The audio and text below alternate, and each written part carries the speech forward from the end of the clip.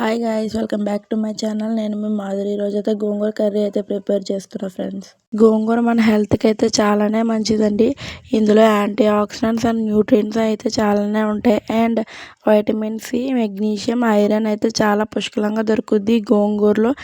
ఎముకలు బలపడడానికి, high BP తగ్గడానికి, జుట్టు పెరగడానికి, కంటి సమస్యలు అయితే దూరం అయితే గోంగూర వల్ల. ఇన్ని బెనిఫిట్స్ ఉన్న గోంగూర మా డైట్లో అయితే ఇంక్లూడ్ చేసుకోవాలి. ఇప్పుడైతే ప్రాసెస్కి వెళ్ళిపోతాం. నేనైతే 2 కట్టలతో అయితే ప్రిపేర్ చేస్తున్నాను కర్రీ అయితే.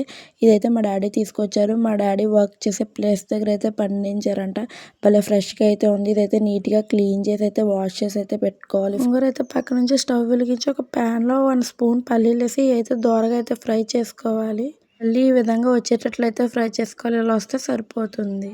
పల్లి అయితే చల్లారాక ఒక మిక్సీ జార్లోకి అయితే తీసుకుని ఈ విధంగా పౌడర్లో అయితే చేసుకుని పక్కనైతే ఉంచుకోవాలి. ప్యాన్ అయితే పెట్టుకుని 2 స్పూన్స్ అయితే ఆయిల్ వేసుకుని ఆయిల్ అయితే వేడవ్వాలి. ఆయిల్ అయితే వేడెక్కాక మనం ముందుగా క్లీన్ చేసి పెట్టుకున్న గోంగూరను అయితే ఈ ఆయిల్లో అయితే వేసేసుకోవాలి. ఆఫ్టర్ 10 మినిట్స్ గోంగూర అయితే ఈ విధంగా అయితే ఫ్రై అయ్యింది. ఇందులో 5 పచ్చిమిర్చి అయితే వేసుకోవాలి. ఈ విధంగా అయితే మధ్యలో కట్ చేసి అయితే ఈ విధంగా వేసుకోవాలి. గోంగూరలో ఇవంతా బాగా ఫ్రై చేసుకోవాలి. కొంచెం కుక్ అయ్యాక మీడియం సైజ్ టమాటో అయితే 2 అయితే కట్ చేసి అయితే వేసుకోవాలి. టమాటో 5 మినిట్స్ కుక్ అయ్యాక పెద్ద నిమ్మకాయ సైజ్ అంత చింతపండు అయితే వేసుకోవాలి. నేనైతే పొల్లటి గోంగూర కాదు, నార్మల్ గోంగూరతో అయితే చేస్తున్నాను కాబట్టి చింతపండు నాకు కొంచెం ఎక్కువే పడుతుంది. మీరైతే పొల్లటి గోంగూరలో అయితే ఇంత చింతపండు వేయద్దు, తక్కువ అయితే వేసుకోవాలి. నార్మల్ది కాబట్టి పులుపు ఉండదు. అందువల్ల అయితే నేను ఎక్కువ చింతపండు అయితే వేసుకుంటున్నాను. ఫైనల్లీ ఇదైతే బాగా అయితే కుక్ చేసుకోవాలి. నేనైతే వాటర్ వేయలేదు. గోంగూరలోంచి అయితే లైట్గా వాటర్ అయితే వస్తుంది. వాటర్ అంతా ఎగిరిపోయేంత వరకు అయితే ఇదైతే బాగా అయితే ఫ్రై చేసుకోవాలి. టమాటో అంతా బాగా కుక్ అయ్యేంత వరకు ఫ్రై చేసుకోవాలి. అయితే ప్రిపేర్ అయిపోయింది. ఇప్పుడు సపరేట్ ప్లేట్లోకి అయితే తీసుకుని బాగా అయితే చల్లారనివ్వాలి ఈ మిక్చర్ని. చల్లారిన తర్వాత మిక్సీ జార్ వేసుకుని మనం ప్రిపేర్ చేసుకున్నదంతా మిక్సీ జార్లోకి అయితే తీసుకోవాలి ఈ విధంగా. అండ్ 2 స్పూన్స్ కల్లుప్పు అయితే వేసుకోండి ఈ మిక్చర్లో. ఈ మిక్చర్ అంతా మిక్సీ జార్లో వేసుకొని పేస్ట్ లాగా అయితే చేసుకోవాలి. కారం, ఉప్పు అన్నీ అయితే ఈ టైంలో అయితే చూసుకుని అయితే అడ్జస్ట్ చేసుకోండి. అదే మిక్సీ జార్లో చిన్న సైజు ఉల్లిపాయలు అయితే 2, పెద్ద సైజు ఉల్లిపాయ అయితే 1 వేసుకొని బరగ్గా అయితే మిక్సీ చేసుకోవాలి.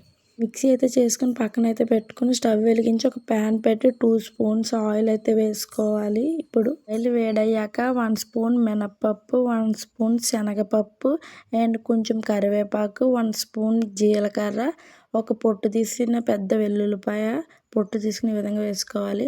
అండ్ ఒక 6-7 ఎండుమిర్చి ఈ విధంగా మధ్యలోకి అయితే చుంచుకొని అయితే వేసుకోవాలి. ఇవన్నీ ఆయిల్లో అయితే బాగా ఫ్రై అవ్వాలి.